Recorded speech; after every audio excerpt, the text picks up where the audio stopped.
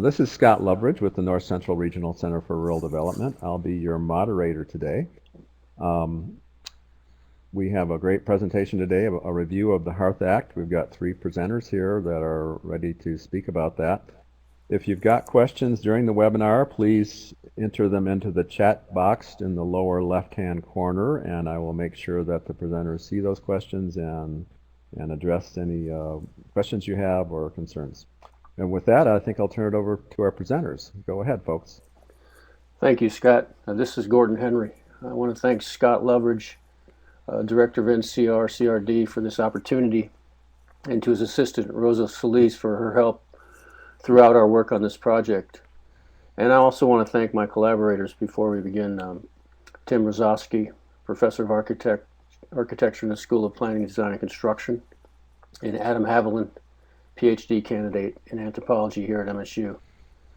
I also want to thank all the tribal employees and tribal members who participated in this project through interviews, surveys, phone calls, and just general assistance. As I said, my name is Gordon Henry. I'm a professor in the Department of English, a writer, a poet, but also a scholar in American Indian Studies. And I'd like to thank you all for joining us too. As Scott said, if you have any questions throughout, please type them into the chat and we'll see what we can do to answer those. The first part of the presentation is just sort of a general review of the HEARTH Act. It's known as the Helping Expedite and Advance Responsible Tribal Homeownership Act. We'll talk a little bit about that term and that title later as we move through various parts of the Act, we hope. This Act was introduced in January of 2011, sponsored by Martin Heinrich of New Mexico, and it was co-sponsored by 14 Democrats and 6 Republicans. And as it says here, it passed Congress on May 15, 2012, and the Senate on July 17th of the same year, and President Obama signed it into law on July 30th, 2012. So we're a little over 2 years out on this act, and it might be a good time to sort of look at it and see what impacts it's had and assess that. Prior to this, there were also a number of hearings on the act, quite a few hearings on different aspects of tribal land, lease regulations, and ownership. So it's a little bit more complicated than to speak just directly to the HEARTH Act itself. There's a lot that's sort of tied in with the HEARTH Act legislatively and policy-wise. The act is related to trust land, of course, and it amended a tribal land lease dating back to 1955. You'll see in the act writing itself and some of the revisions that the word Navajo, for example, was cut out and changed to Indian. And so there's a kind of a written revision path through the documents if you look at them over time. You can even go back to 2010 and see where sort of the legislative discussion took part on some of this as well. And this was aimed at providing tribes the opportunity to enter into leases without prior express approval from the Secretary of the Interior and for other purposes. That said, while tribes would not have to seek prior approval from the Secretary, they would have to enter into specific lease agreements, and they would have to develop leasing regulations that met with the approval of the Secretary before entering into agreements or signing lease agreements. And so that's sort of the catch there as well. Further, as it says in the Act, the regulations had to be consistent with any regulations issued by the Secretary under subsection A, including any amendments to the subsection or regulations. And that also included provisions for an environmental review process that would identify and evaluate any effects of the proposed leasing regulations or actions on the environment. And that process included ensuring that the public, even beyond the tribal community, was informed and had a reasonable opportunity to comment on the environmental impacts associated with the regulations and under the HEARTH Act. And then further, the tribes had to provide responses to relevant and subsequent public comments on any such impacts. So there were a number of ways that tribes had to conform to previous permutations of legislature and policy relating to relating to tribal land leases. And the leases allowed under the law included leases for religious, educational, recreational, residential, business, and other purposes. So we see that beyond its title, the HEARTH Act isn't just about tribal home ownership. There's a bigger view on as to how the act could pertain to different kinds of leases other than homeowner type leases. There were certain exclusions as well. Many of you probably know these leases under the HEARTH would be excluded for exploration, development, and extraction of mineral resources, and individual tribal trust land, that is allotted land, would be excluded under the HEARTH Act as well from these adapting the regulations. So I'm going to call in my friend Tim Mrozowski here to give us an overview of the demographics for the project as we looked at the tribes and dealt with the tribes.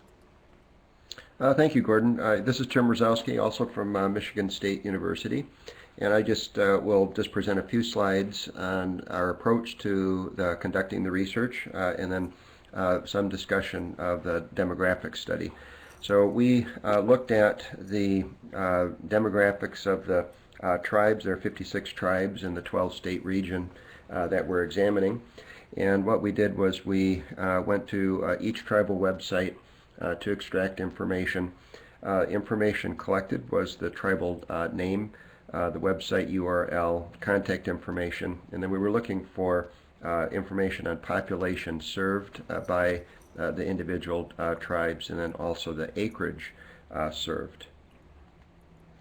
Website information typically did not indicate clearly whether it was differentiating between a population served that may live on trust land. So what we did was we just reported the populations as indicated on the websites. Acreage reports indicated acreage cited at the tribal website. Generally, it is believed that these are the trust land acreages, but in some cases they may include fee simple lands. Information on acreage was not available for 2 of the tribes, so our total reflects that for 54 tribes. Total tribal population served from the tribes' websites is 410,848 individuals, and total acreage for the 54 tribes in which we could find data was 8,784,919 acres. This slide just shows the overview of our methodology that we utilized, and we had, in addition to the demographics study, we undertook a number of different activities. One of the first activities we did was we held a introductory webinar with Brian Newland from Fletcher Law. This was conducted in April of 2014, and the purpose was to introduce the law and opportunities for use of the HEARTH Act by various tribes. Then we proceeded with the demographic study, which I had just previously spoken about. Adam Haviland conducted an extensive literature review to see what had been written about the use of the Act, and he will present his findings in a moment. We also developed and conducted an online survey. So the online survey was sent to each of the various tribes, and they were invited to participate. We had 13 responses to the online survey. We also conducted phone interviews seeking similar information to the online surveys, and we had 4 phone interviews. We visited 3 tribes to conduct face-to-face interviews, which were conducted from spring through summer.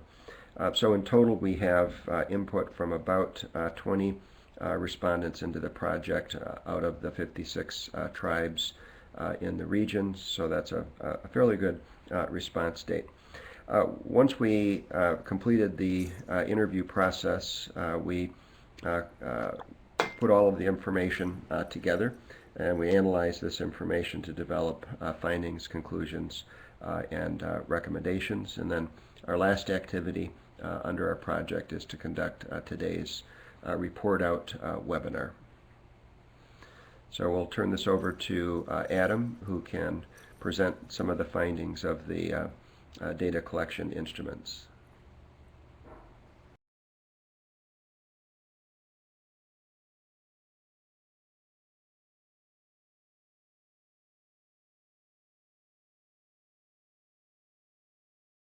Are you with us, Adam?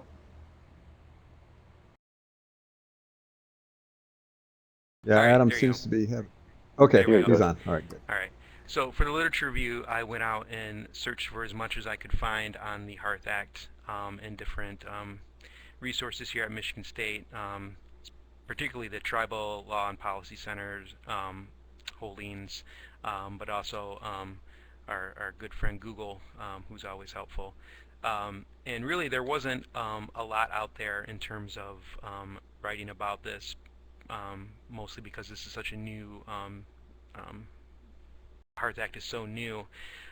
Most of the literature that we did find, talked about the potential benefits in terms of increasing tribal sovereignty and giving tribes a quicker, a better ability to go into leases with trust land, because the process for many people is so slow in terms of working with the BIA.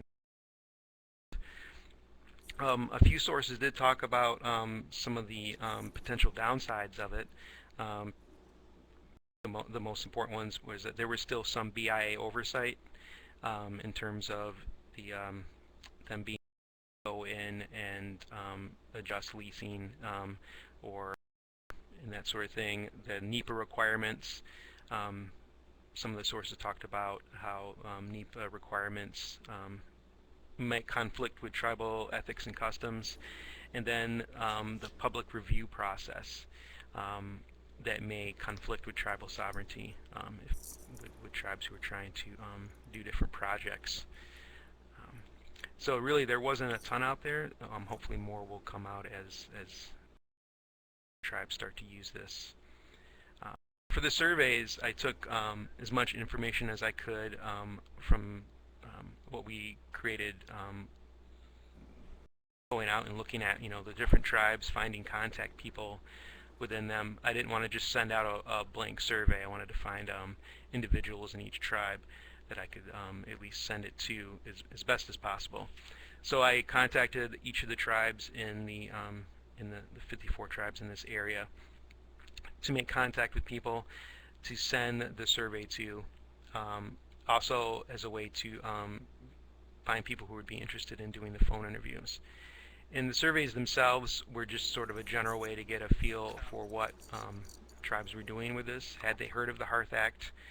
What were their feelings? How might they be using it? Whether it was for residential, commercial, and what have. And then from those online surveys, I was able to get 4 people who were interested in doing phone interviews. And the phone interviews went into more detail than the surveys themselves. And from those phone interviews, we were able to get actually some better insight how tribes were thinking about the HEARTH Act and its implications, and then the face-to-face interviews that we did to really get even more detail than that. And so we took all the data from these surveys, phone interviews, and face-to-face interviews to try to get an idea of how tribes were using the HEARTH Act, but also, what, did they think it was good for tribal sovereignty, and other questions that came up in terms of implications, what are some potential benefits, and then down the road, how do they see, this working out. Allow me to turn this back over to Gordon. Yes, sir. Can you move it forward then? So from there, we conducted face-to-face interviews. We were somewhat limited resource-wise where we could go, and so we limited our interviews sort of to the Great Lakes region. We did one in Michigan, since the tribes here are fairly close, and then we had made arrangements to do interviews with tribes in Minnesota for a trip we took out west. And we also at the beginning of the project had hoped to find some best practices of tribes who had implemented regulations under the HEARTH Act, but there was only one tribe within our region that had used the HEARTH Act in that way to this point, and still that's I think that's true even today. And so and another thing was some of the other tribes initially were willing to talk to us and be interviewed, but then after a while they kind of backed off. We're not really sure. We kept trying to keep the communications up, but some of the tribes further away that we hoped to interview that had already implemented in the end couldn't come through for whatever reason, understandably so, I think. But in a face-to-face interview, the first interview, the interviewee, what they were familiar with the HEARTH Act, but the tribe had not yet used or applied any parts of the HEARTH Act. And the land policy staff were looking at ways to using the HEARTH Act. So this is kind of the theme that went throughout. People were familiar with it to varying degrees, but some people were more familiar than others. I mean, there are a few tribes we called who were not familiar with the HEARTH Act at all. And so there's varying degrees of knowledge and views about how this might be used within the tribal communities. This particular person also said they planned on having discussions with the tribal council about potential use of the HEARTH Act, since the planners and the legal teams were familiar with the act, but I'm thinking in this case, what he was saying is it hasn't been translated over into a conversation yet with the tribal council, but that was the next step for them. And they weren't even sure then how much need they had for the HEARTH Act, given that this particular tribe was fairly successful with their own development processes without the HEARTH Act. So they didn't see a real pressing need to employ any of the parts of the HEARTH Act. And then they had experienced over time some significantly slow response on development projects in the past based on BIA oversight of public utility access in one case that they mentioned. But again, they were able to overcome this, and that was related to a development project, and they felt it was slow and that maybe the HEARTH Act would help with those kind of things. But again, they hadn't used it yet.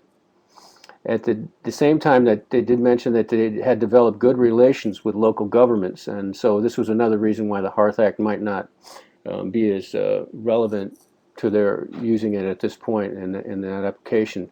But they still had concerns about how public utilities infrastructure were melded into lease agreements at one point, and this was no longer a problem for them as it had been in the past once they were operating, trying to get those leases approved and utilities approved through the BIA. So that was the first interviewee, and there's a lot of open questions there. I think even with each interview, more and more things come up. And then the first thing is we were showed a map of the tribal land, and of course it shows, as many tribes might, that the trust lands aren't always concentrated in huge blocks of land. In this case, it was the tribal lands were not so-called checkerboard. There were some big blocks, but they were all over different parts of the reservation. And then this interviewee spoke to larger issues about tribal sovereignty to some degree, saying that regardless of the changes here, there's still issues of having say over trust lands from this top-down policy level decision-making way that the HEARTH Act's handed down.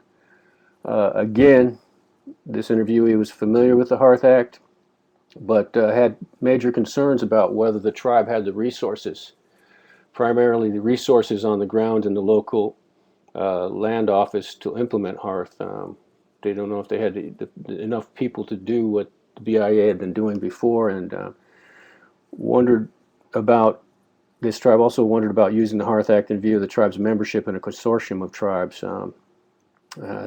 Would this violate some kinds of agreements made between those consortiums of tribes in some ways? And they hoped tribes would be given more assistance with drafting of HEARTH regulations. At this time, this interview was done early summer, so some of that's been alleviated. I think there are, for instance, this person asked specifically for templates, and I think if you look at the BIA site now, that they posted, just put up, I think, in August, and then have been revising and adding to each month, it seems almost to me. You'll see that there are some template drafts there, but it's hard to say whether those specific templates get to every tribe. And then in the third interview, we interviewed 3 tribal attorneys. They were all, of course, familiar with the HEARTH Act. They recognized potential, particularly for tribal housing, but also saw potential for economic development.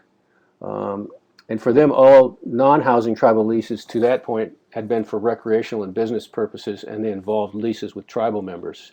And so they voiced a concern about, BIA being involved in leasing land to tribal members or entities within their own tribe. They felt that this was, just an extra burden of some kind to have to approve leases to lands for people within their own tribe, or to entities within their own tribe. And they also thought HEARTH Act might offer a means to get around those kinds of requirements if the regulations were developed for the tribe. And they felt they could open up projects based on lease agreements with outside non-tribal interests, meaning people who might want to do development on tribal lands. This might be another benefit of the HEARTH Act in their view. But they would use to use the HEARTH Act, and I thought this was a really good point that they made, that they felt they would have to develop some kind of broad sweeping evaluation of how HEARTH Act regulations would work with current tribal codes, policies, and community practices.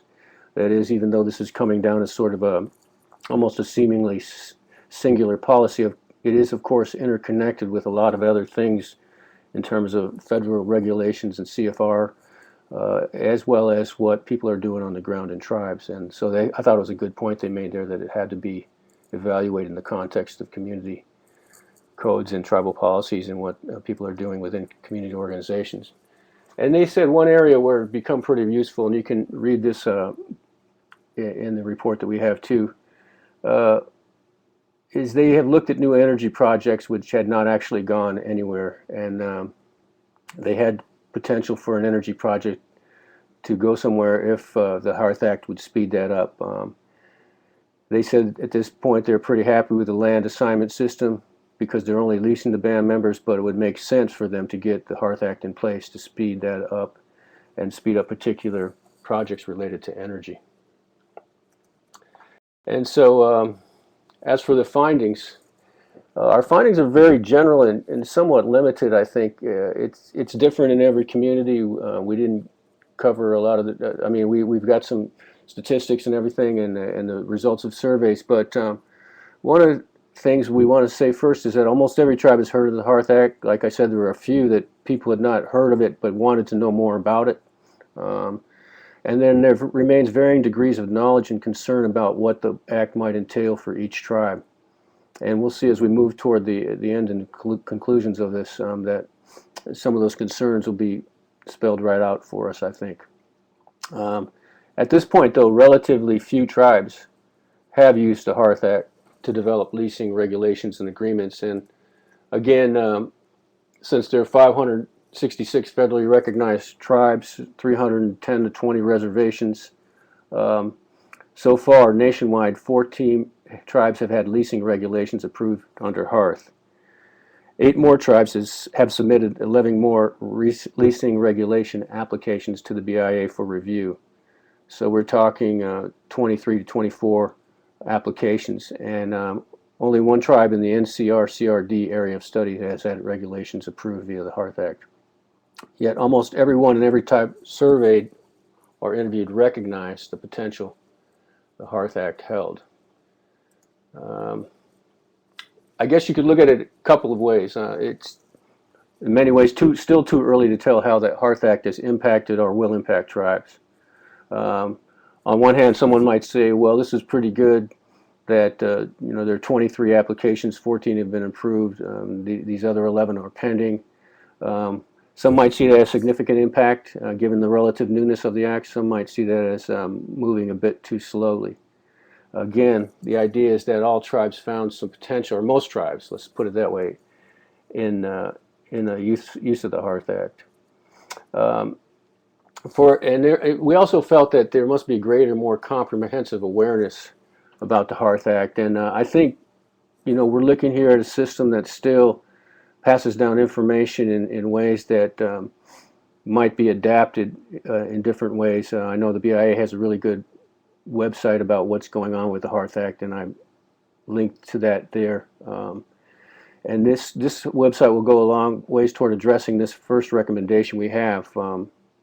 But it just seems like the awareness in general was a little bit limited about the potentials or the pitfalls of the HEARTH Act as we're going through things.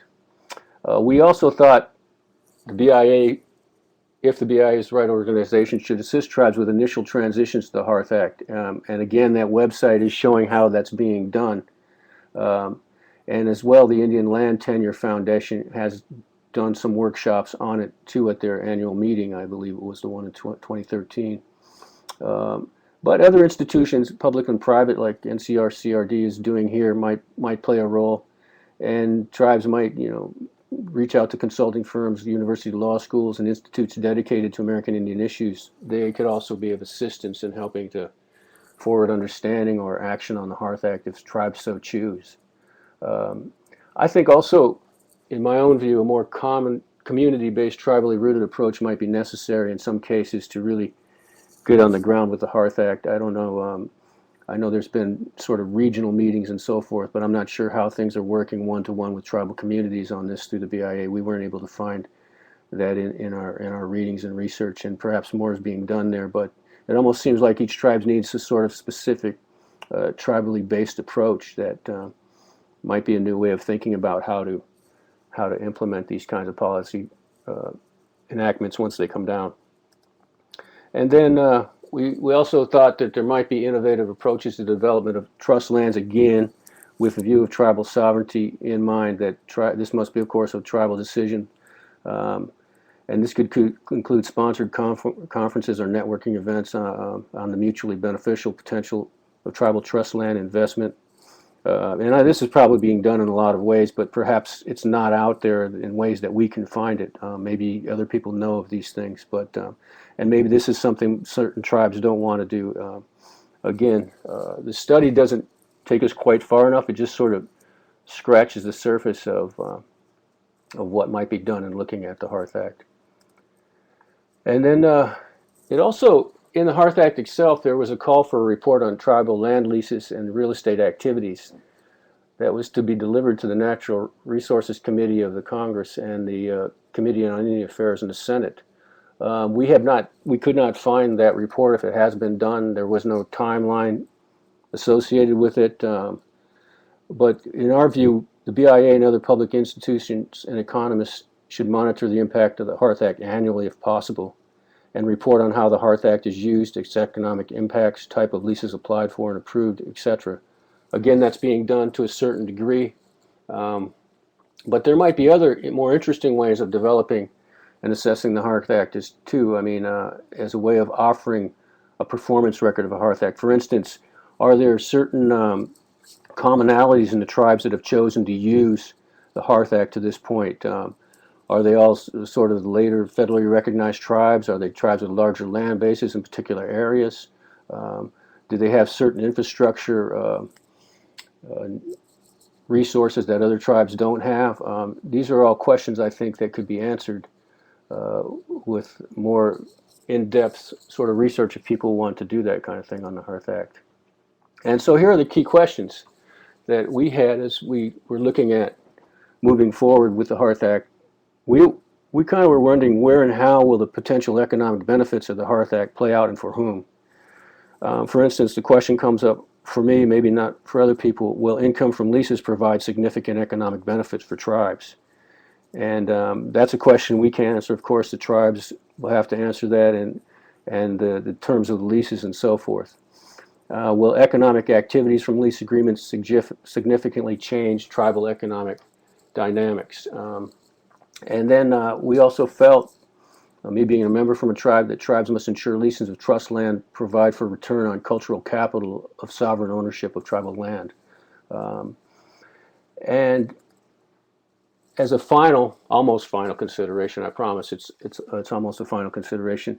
The HEARTH Act, as I said before, dovetails with a lot of changes in leasing regulations on tribal lands under CFR 25-162, for instance, 501 through 599. And these changes were adopted to streamline tribal land leasing procedures as well. as a way of moving forward on wind, solar, and other renewable energy development on tribal land.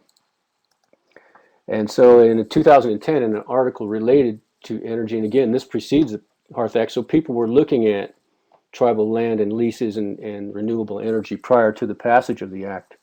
And this article, distributed by Pillsbury Shaw Pittman LLP, a legal firm,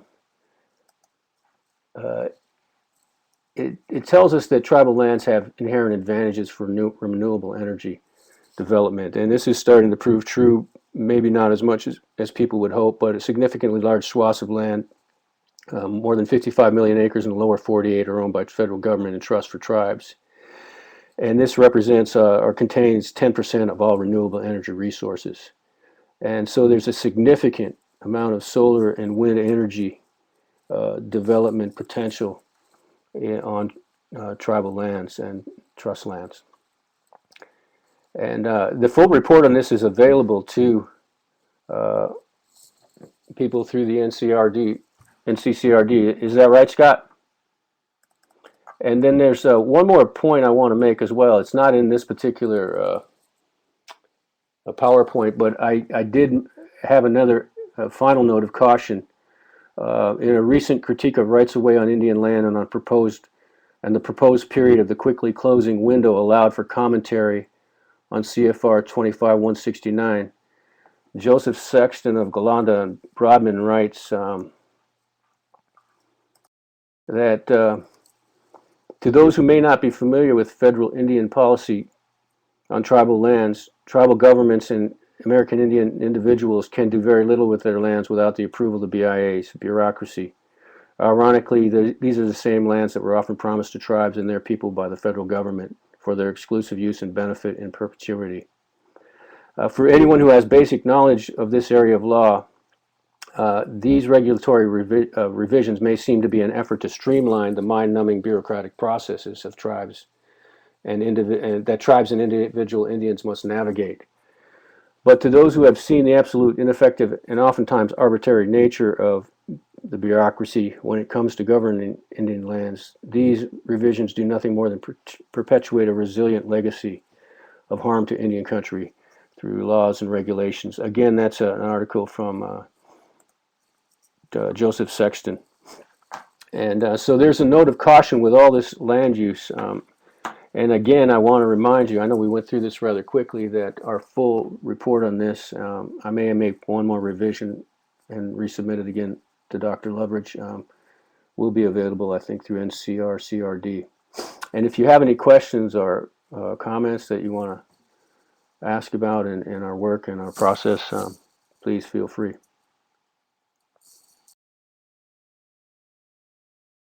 Well, thanks very much, Gordon, for a very timely review of what's gone on in the immediate years following the passage of what looks like a very important change in the way that tribes can determine their own destinies. I'm going to ask if participants could click on the summary webinar evaluation while we talk a little bit here. Let us know what you think of the webinar. One of the challenges, I think, in any of this is to put together a set of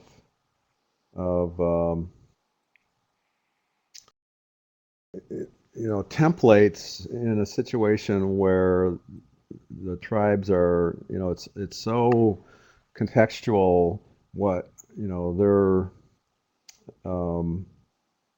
situation is, how their regulations and traditions and cultural values are very different from one place to the next, and so it seems like it might be kind of challenging to do a template. But maybe I'm missing something there. It seems like some of the recommendations you made about really kind of going tribe by tribe would ultimately be the better approach, even though it's maybe more intensive in terms of human resources. Yeah, I think that might be the big problem is the human resources available to do that. And again, I didn't know if this was appropriate or not, but perhaps some public institutions could help with that, and do some outreach effort in that way. I'm not really sure if that's appropriate or not, but you're right, and there does seem to be differences, of course, regionally, but also, as I said, in the resources available to tribes and legal resources, office, resources, people working on these kinds of things within the tribal communities, and then some tribes have closer relationship and are more BIA dependent as well. So even that's okay for some tribes. So I think it's a really hard to find a singular answer to anything like this when you're dealing with even within the NCR CRD region to try to find a Yeah. singular answer. But the templates, I think, are something that at least could give tribes some sense of what other tribes have done, or I think they're just looking for ways to frame some of the legal language. Maybe sometimes it seemed to me like they felt there must have been templates out there that would help them understand the way they could get the regulations on paper and at least look at them and revise them. So yeah, it's a tough call that way as well. So, what might be, maybe templates is the wrong word. Maybe it's just examples, as each of these gets approved, maybe there's just an archive. I mean, this is wouldn't the information be more or less public anyway? Because it's involving the federal government. It is now. I mean, like I said, that BIA website that I linked to in the actual PowerPoint gives some really good information, and also has actual templates that you can access there if you're going in as a tribal member. So I think there are more resources coming out as people are understanding the impacts after a couple of years and seeing the needs out there. But it's a slow process with anything like this. Yeah, to me it seemed like, maybe I'm missing something, but it seemed like, that the fact that so many tribes were, a good portion of the tribes were doing something with it is quite a lot of activity given the fact that it's a couple of years old. Yep. Gordon and Scott, we have one comment in the chat box. Correct. Yep. Anybody want to respond to Cornelia Flores' comment? Well, I think that's what we tried to say. Maybe we didn't say it in that well or in that good of a way, but I think that's really important. Finding the tribal strengths, working at a more community-based level, I think is always better. And what we in my work with tribes when I was director of NAI is, we didn't go in and tell the tribes what they needed or what grants might be out there. We just sort of went in and asked what they needed or wanted assistance with, if anything, and then develop this sort of community-based approach to dealing with the things that tribes wanted to deal with when we worked with them. So I think that's really it, is finding those tribal strengths. If they've got a strong legal team, that helps. But if there's a different kind of perspective on land use and land policy, build on the strengths of those, and in some ways maybe let those be the determinants of how the act should be or the regulations should be written. And there can be cultural kinds of things written to this, I would think, at some point that really reflect community cultural values and so forth.